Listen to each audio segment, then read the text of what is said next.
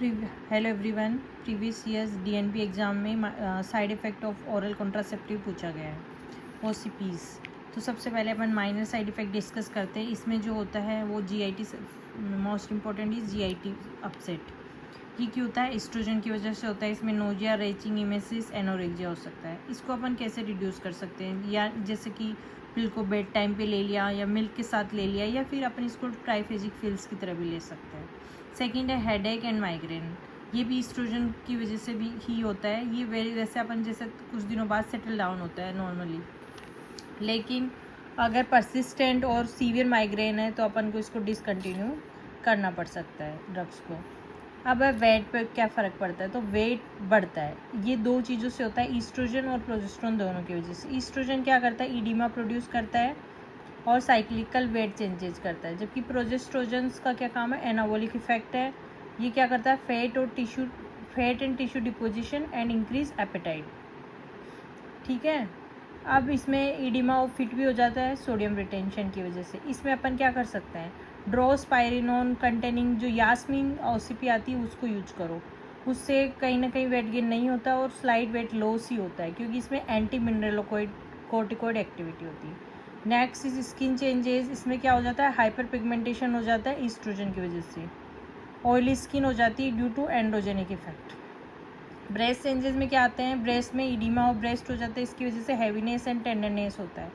ये भी कुछ दिनों बाद सेटल डाउन हो जाता है with continuous use. OC pills reduce incidence of benign breast disease due to progestogen. Next is excessive vaginal discharge. ये क्यों होता है?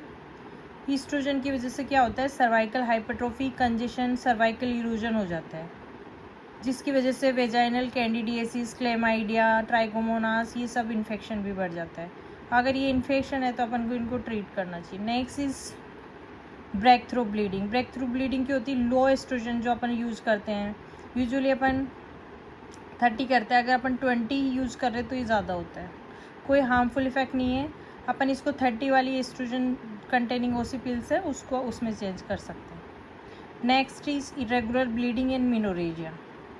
ये भी लो हार्मोन की वजह से होती है। इसमें अपन 30 जो माइक्रोग्राम एस्ट्रोजन यूज कर रहे हैं उसकी वजह से।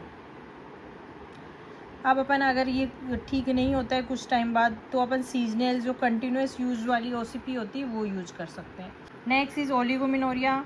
ये लो डोज एस्ट्रोजन की वजह से होती है due to lack of proliferation of endometrium, जो है वो अच्छे से प्रोलिफरेट नहीं हो पाती और ये प्रोजेस्टेरोन की वजह से उसका रिग्रेशन हो जाता है। ये अपन को पेशेंट को काउंसिल करना पड़ता है। ये इसका कोई हार्मफुल इफेक्ट नहीं है। इवन ये एनीमिया जो वूमन होती है, इंडियन वूमन, उसमें एनीमिया को ही कम करता है। लेकिन फिर भी पेशेंट को अगर दिक्कत है तो अपन 30 माइक्रोग्राम वाली एस्ट्रोजन पिल्स पे या ट्राइफिजिक पिल्स पे अपन शिफ्ट कर सकते हैं। एमिनोरिया भी ओलिगोमिनोरिया की तरह ही है। अगर पेशेंट में 6 मंथ्स यूज करने के बाद 6 मंथ्स तक एमिनोरिया रहता है तो इसको पोस्ट पिल एमिनोरिया कहते हैं। इसको अपन should be investigation and treated like a case of secondary amenorrhoea. OC pills को स्टॉप कर देना और पिट्यूटरी एडिनोमा के लिए रूल आउट करना है। साइकोलॉजिकल प्रॉब्लम्स मोस्टली पेशेंट में फील गुड होता है, क्योंकि ये बेटर सेक्सुअल लाइफ करता है, फियर ऑफ प्रेगनेंसी को हटाता है।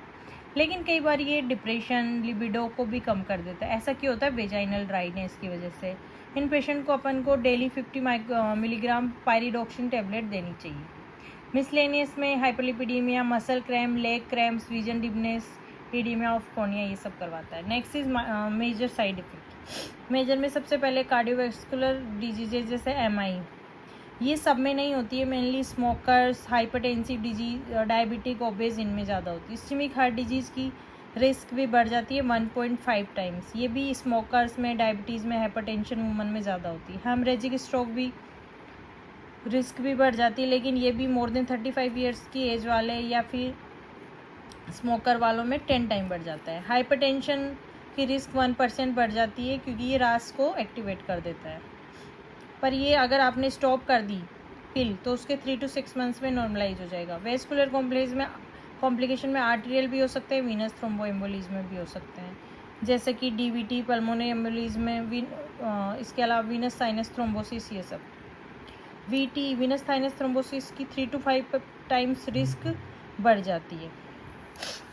नेक्स्ट जो है कौन कौन से कैंसर की रिस्क बढ़ाता है, तो इसमें अपन को याद रखना है कि endometrial, ovarian and colorectal cancer की रिस्क को कम करता है, जबकि ब्रेस्ट एंड सर्वाइकल कैंसर की रिस्क को बढ़ाता है।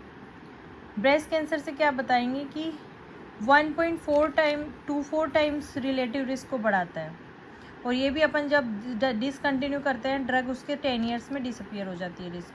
सर्वाइकल कैंसर की रिस्क 1.3 to 1.8 फोल्ड इंक्रीज कर जाता है जब अपन 5 साल से ज़्यादा यूज कर रहे हैं। क्यों? Due to lack of condom with COC and presence of multiple sexual partners increase the risk of HPV infection.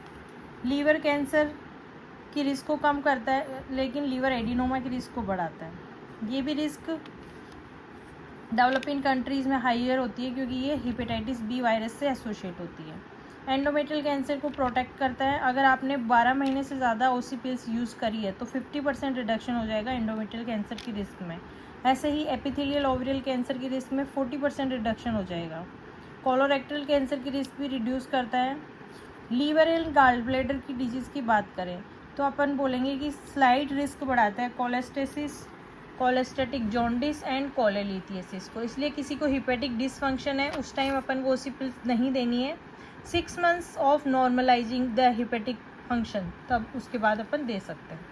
Metabolic effect की बात करें तो एज सच लिपिड प्रोफाइल पे कोई इफेक्ट नहीं डालता है।